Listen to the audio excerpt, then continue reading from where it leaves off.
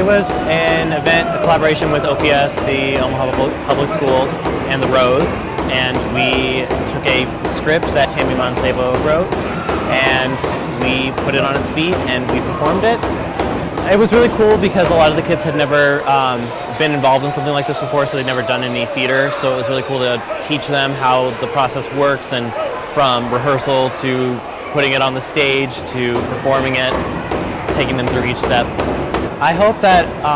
they leave with a little bit more understanding of what Native American culture is like, and maybe more excitement about powwows and wanting to go to one.